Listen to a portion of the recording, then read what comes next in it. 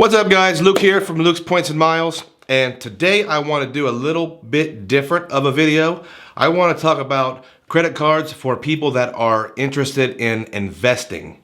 Now these are going to be cards that are most convenient or easiest to use when you are using a setup or using your rewards to invest in stocks, bonds, ETFs, things like that. This is probably not going to be for everyone. But if you are interested in getting a card to help with your investments, then maybe this video will shed some light on some different products available. But first, if it's your first time watching the channel, we talk about credit cards, cashback, points, miles, travel, and cryptocurrencies. If you're interested in any of that, go ahead and hit the subscribe button. We are a small but growing channel, and it's a really exciting time to be on board. And if you get any value at all out of this video, hit the like button. It will help us with this YouTube algorithm, and it'll help get this information out to other people who can use it.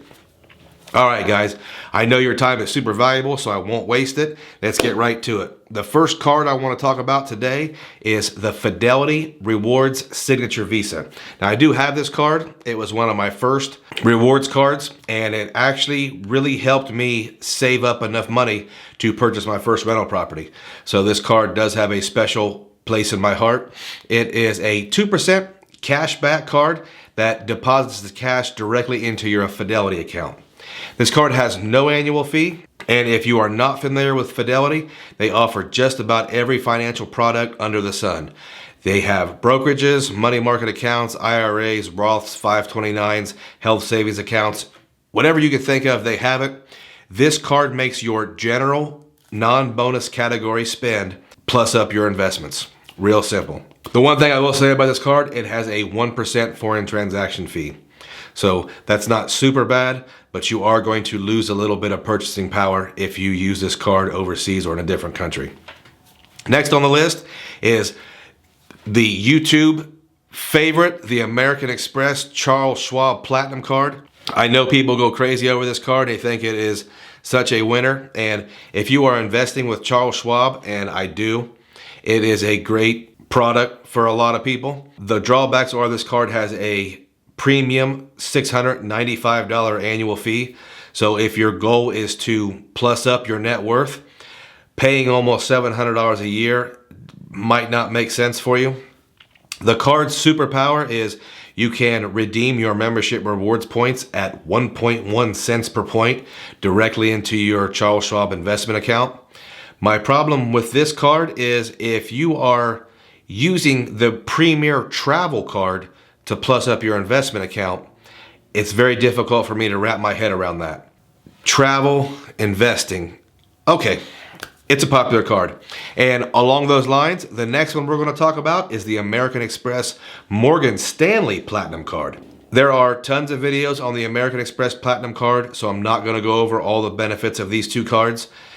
I'm sure there are dozens and dozens of videos, and I even have a couple if you want to check those out. But this card shares the same premium $695 annual fee. You can redeem your membership rewards points into your Morgan Stanley account for 1 cent per point. Still not a great redemption in my book. But the superpowers with this card is you can get your first authorized user for free, and it is possible to get credited your $695 annual fee. Now, I don't want to get super in depth in that. I just want to say it requires a lot of money with Morgan Stanley. The Morgan Stanley Platinum Card already requires a $5,000 account to even be eligible for the card. And that account does come with hefty fees. So Morgan Stanley is a very fee-intensive financial services platform. But if you are already investing with them, this is a great option for you. And along those lines, if you are already investing with Morgan Stanley, they do offer a different American Express card. This one has no annual fee, and it earns 2 times membership rewards points on airlines, U.S. restaurants, department stores, and rental companies. If you are already investing with Morgan Stanley and you are interested in joining that American Express ecosystem and you want the Morgan Stanley Platinum Card, this is not a bad companion card to go with that. And finally, I want to talk about the Bank of America Premium Rewards Card. And this is really only going to be applicable if you are part of Bank of America's preferred rewards program. If you're not familiar with that, it is for folks that hold assets with Bank of America or Merrill Lynch. And if you hold at least $100,000 in assets with Bank of America or Merrill Lynch, you would be eligible for very special redemptions. Now, $100,000 sounds like a lot of money to hold at a bank, but this is more geared towards folks that may have their 401ks with Merrill Lynch, or maybe their IRAs or some other investment product that they already have with Merrill Lynch, or an investment product like that you could transfer to Merrill Lynch. And if you were able to transfer $100,000 in assets, which in a retirement account is really not that much. But when you do that with Bank of America, you are eligible for up to 75% more rewards on your credit cards, among all kinds of other benefits. But for the purposes of this video, if you were to be a member of the preferred rewards and you had over $100,000 in assets, you could get the Bank of America Premium Rewards card, and you would have a card that gives you a $500 bonus. It has a $95 annual fee, but that annual fee is basically canceled out with $200 in travel credits, a $100 airline incidental fee credit, and a statement credit for TSA PreCheck or global entry. So basically that $95 annual fee, if you travel at all, will be canceled out. But the cool thing about this card, if you are part of that preferred rewards, you could get 3.5% back on dining and travel. Now here's the kicker. With that 75% bonus, your non-bonus category spend, you could get 2.62% back on everything else. That's the kicker. That is a really good redemption on your everything else category. And how you really use this system is you can combine it with other Bank of America credit cards, such as the customized cash rewards card. That card has no annual fee. And with your 75% bonus, you can gain a 5.25% cash back on an additional category. So if you're talking about straight cash for investing, that setup is probably your best. I know for a lot of us, that's not what we do with our cards, but it is definitely a great option for times when the market is down or when you really need to catch up with your investing. Now, one thing I do want to mention, there are other options, simpler options, and I want to give an honorable mention to the SoFi MasterCard that has no annual fee and no foreign transaction fees. It is a steady Eddie 2% cash back that can be redeemed straight into your investment account with SoFi.